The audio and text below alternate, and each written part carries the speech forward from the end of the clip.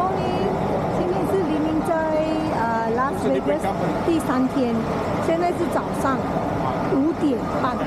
我们在这里呢，跟一日团，我们要去我们要去 Grand Canyon 那边1天。Grand Canyon South at 5:30 departure. If any information is not right, do not visit their company. 现在就开始出发。 Again, this is Grand Canyon Southland with 5:30 departure.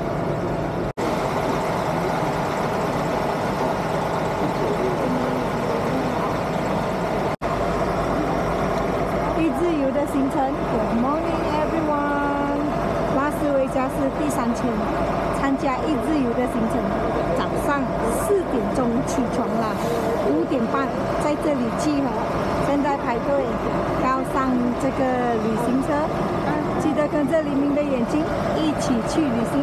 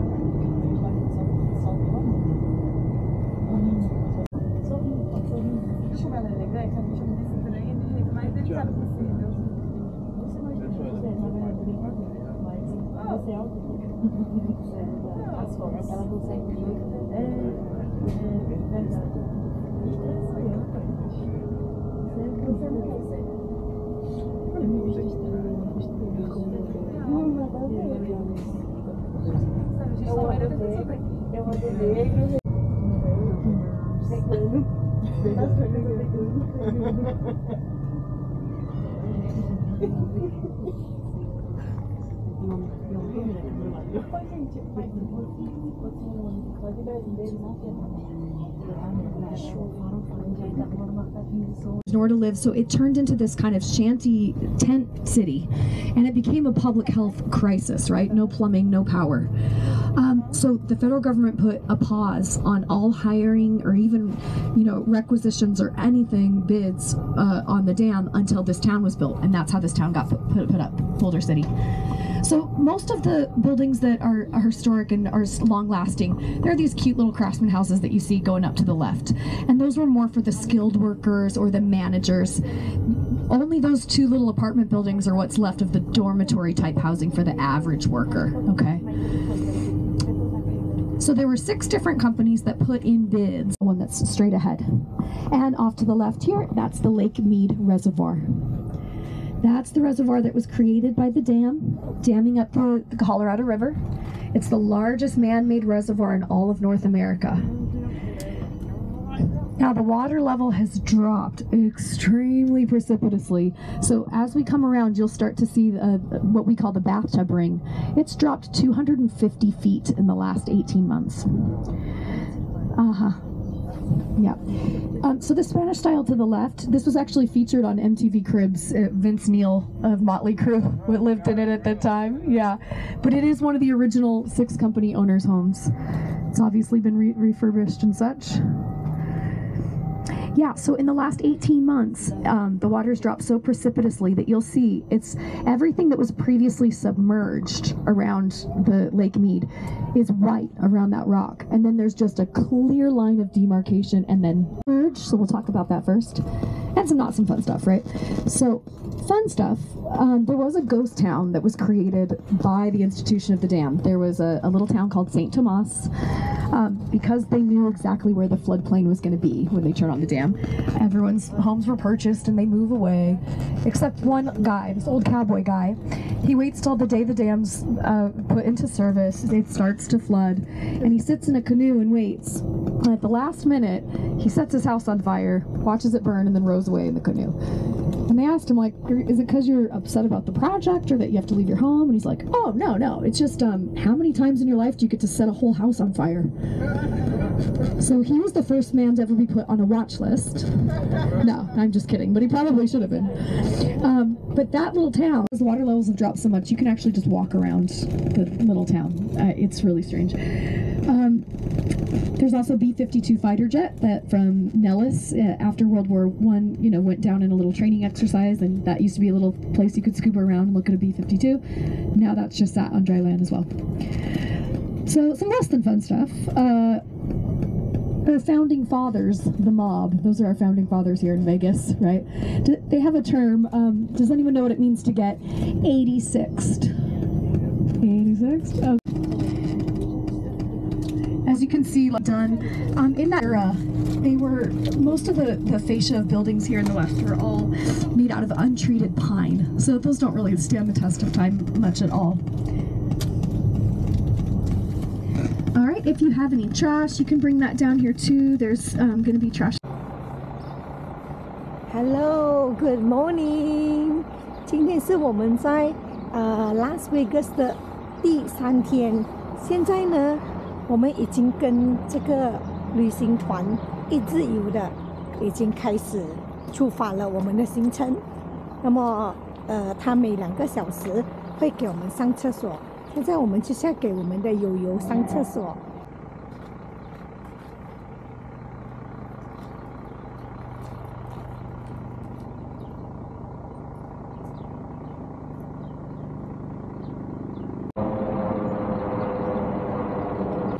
Good morning， 大家好，我是黎明。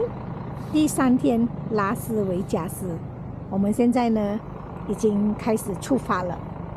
要去大峡谷参加一日游，行程大概是16个小时到16个小时半。那么呢，它有包一个午餐，早餐你要另外再 order。早餐我们已经准备好了，那个 egg sandwich。因为如果你跟他订的话呢，他的早餐就是鸡蛋跟肉。吃素的呢就没有什么选择，而且我们的午餐吃素的只有 salad 而已，没有其他的。这边跟着这个团去旅行呢，你可以在 online 订，你也可以来到拉斯维加斯的时候，在那个 street 呢，那个 street 那边呢有很多一个屋子的，他们有卖那个 package 的。你也可以从在那边订也可以的，但是呢，你一定要问清楚 ，OK， 在哪里？因为它有很多家不一样的公司，所以我们的巴士在那边。这个巴士会满人哦，很满的。那么我们继续的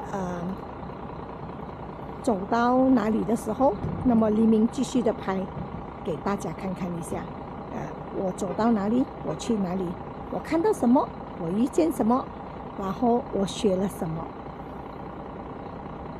旅行就是这样，旅行就是边走边看边学习。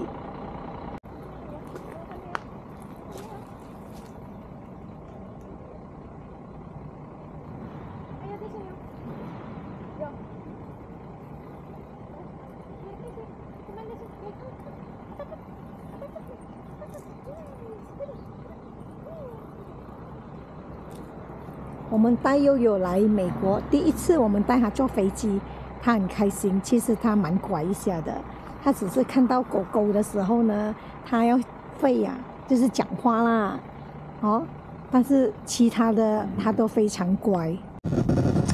But the people that usually tell those stories are stumbling around the casino drunk or posted up at the end of the bar. So, take it at what you will. Yeah, exactly. They launch out of Willow Beach, and then you can kayak up to the terminus of that Gold Strike Canyon, hike, and then go up. I actually take people on those tours too if anyone's adventurous. I did it all the way through my pregnancy, and I would always love people would be like, "You're gonna lead us." I'm like, "Okay, try and keep up. Just wait." I got hormonal power. Ecosystem types here, right? From the valley to high desert to mountain range here. So, this is just a little glimpse of what you have to look forward to on this drive. So we've got about 2 hours till our next little bathroom stop. We're gonna do a nice slow drive through ecosystem types here, right? From the valley to high desert to mountain range here. So, this is just a little glimpse of what you have to look forward to on this drive. So we've got about 2 hours till our next little bathroom stop. We're gonna do a nice slow drive through. Not only because it was right in the middle of downtown, it was right at the very end of Route 66. It was also the option of not paying, which was very unique, but in the spirit of the times and in this property, he thought of this as depression. There was still, so much fear and scarcity, but he saw that there was still too much here for people to not meet basics. And he was always an interpretive or educational site, never an active working range site. 52 were there for the inauguration. Eisenhower is in front of the Department of Interior. Community or businessmen. There were posters that were plastered on telephone poles that if you are Japanese that live from this street to this area, you will report to Santa Anita with just what you could carry by hand, your suitcase, one suitcase, that's it. Santa Anita Racetrack, for example, suddenly became a community of about 17,000 persons. The Army provided housing and plenty of healthful, nourishing food for all. My cousin Bacon was there in Santa Anita, and he remembers the horse stalls that some of them had to be housed in before the bears came. The smell was just horrible. When my mother and my grandmother went past mother when they went to the Kelowna Fairgrounds waiting to be processed, and my grandfather and Mr. Good just really hit it off and became really good friends. And when the executive order that Roosevelt had issued because of the Japanese being a threat, he most likely contacted Mr. Good and gave him power of attorney. Mr. Good rented out the property, and during the time that my mother and my grandparents were in the concentration camps, he sent them the monthly checks, but many families lost everything.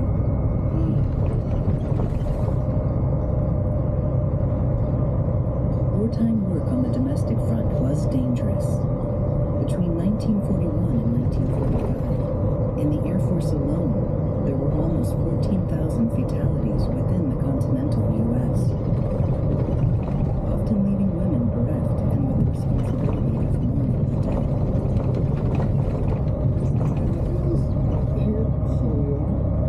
World War II in many ways has become we look back on it as golden age of methods, golden age of sacrifice, but the war is also a pressure cooker for romance in the sense that we have relationships between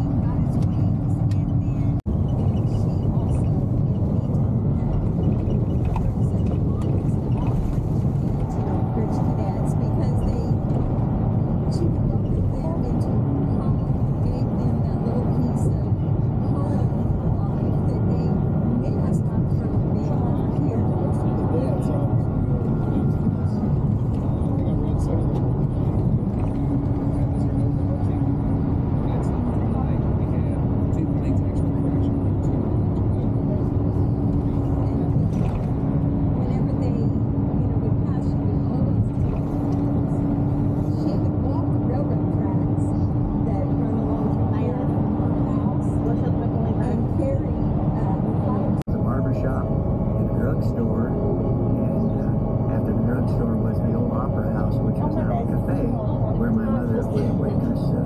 One of her waitress gigs was there. And there was a little alleyway, and then there was another cafe, and that was the Dewdropping Cafe. The other hospitality place was down. It's also halfway to the canyon. Okay, so we're making our way to the Seligman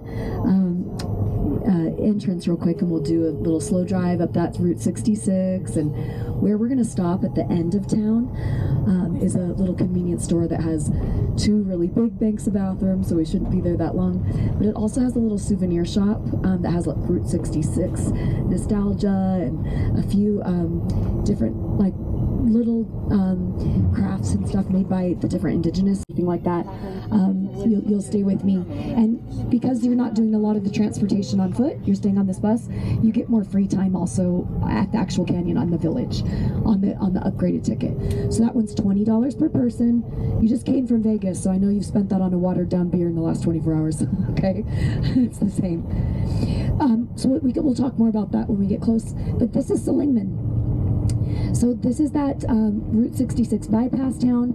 It did not exist before Route 66, so it popped up to take care of all the tourists that were here. And then when the Interstate 40 came up, this really kind of became a little bit of a ghost town. About 5 businesses here in town, including, so we passed that Roadkill Cafe. That's one of those original cafes that existed from the 30s. It's a real greasy spoon, so they have a sign on the front door that says, "Sorry, we're open." Up here on the right, we're going to see, you may recognize this from the documentary if you're watching it, this is the Copper Cart here. And most famously, it talked about Angel Delgadillo, they call him the barber of Seligman, but he's the reason why Route 66 is even a tourist destination or got marketed as such. You can see some of these classic cars. So the people that live here in the town, they all have purchased individually different classic cars and renovated them, but they park them out on the main drag to bring in tourists as well. So up here on the right, we're going to see Angel and Vilma's, that Route 66. So Angel Delgadillo is the barber of Seligman. He's the reason that Seligman is known as the birthplace of Route 66, which, it's neither at the beginning nor the end of Route 66. You might say, well, why would that be? And the reason is because once Route 66 became a defunct, it was bypassed by the interstates, Angel is the one that advocated to make it a tourist destination, to make